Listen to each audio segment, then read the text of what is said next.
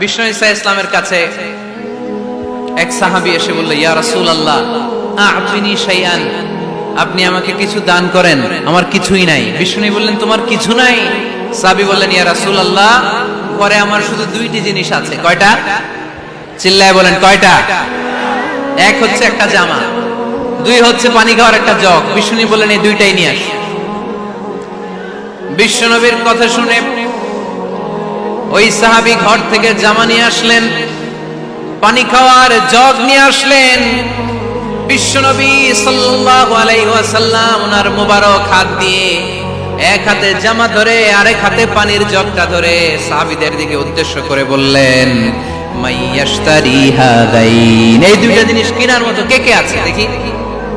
কয়েকজন হাত তুললো। বিশ্বনবী বললেন, কত দিয়ে কিনবা?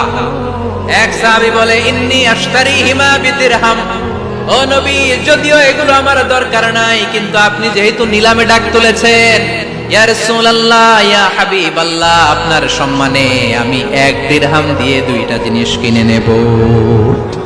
1 দিরহাম, একটা জামা, একটা পানি খাওয়ার জগ, দাম কত? 1 দিরহাম। বিশ্বনবী বললেন, না না, 1 দিরহাম তো অনেক কম হয়ে যায়, মাইয়াজিদু আলা যালিক, এর চেয়ে বেশি দামে কে কিনবা? আরেক সাহাবী হাত তুলে বলতে লাগলি, ইয়া রাসূলুল্লাহ ইয়া হাবিবাল্লাহ ওয়া ইন্নী আশতারিহিমা বিদিরহামাইন, আমি এই জামাটার পানি খাওয়ার জগটা 1 দিরহাম নয় 2 দিরহামের বিনিময়ে কিনতে চাই। বিষ্ণু ঈসা ইসলাম ওই সাহাবাকে দিয়ে দিলেন। দিয়ে 2 দিরহাম নিয়ে যে লোকটা ভিক্ষা করতে এসেছিল তার হাতে 2 দিরহাম দিয়ে বললেন, যাও 1 দিরহাম দিয়ে ঘরে খাবার কিনে দিয়ে আসো, আরেক দিরহাম দিয়ে একটা কুঠার কিনে নিয়ে আসো। শুনতেছেন?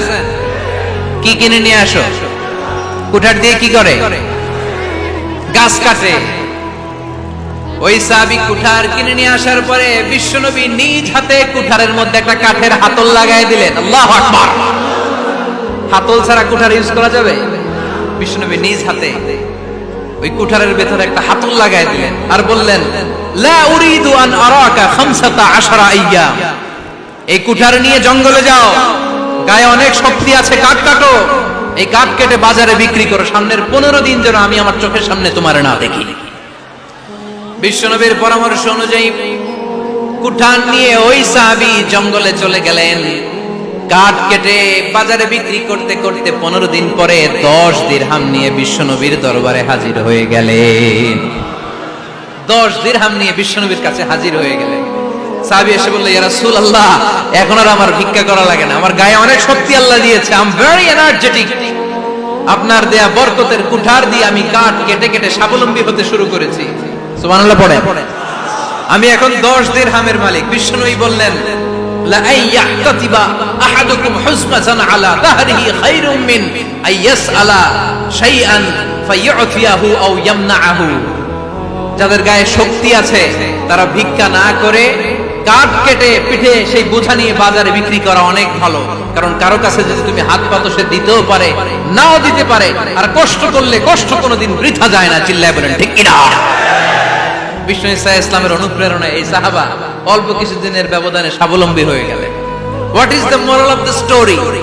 বিশ্বনবীর এই প্রফেটিক স্টোরি থেকে আমাদের কি শিক্ষা? লেসন নাম্বার 1, বিশ্বনবী চাইলেই ওই 2 দিরহাম দিয়ে বলতে পারতো, যাও খাবার দাবার কিনে ফ্যামিলিতে দিয়ে আসো। সে ওই 2 দিরহাম নিয়ে খাবার দাবার কিনে ফ্যামিলিকে খাইয়ে রাত্রে আবার ভিক্ষায় নামতো। কথা কন, রাত্রে কি করতো? ভিক্ষায় নামতো। বিষ্ণু ঈসা ইসলাম তাকে কাজ করে খাওয়ার জন্য উৎসাহ দিলেন।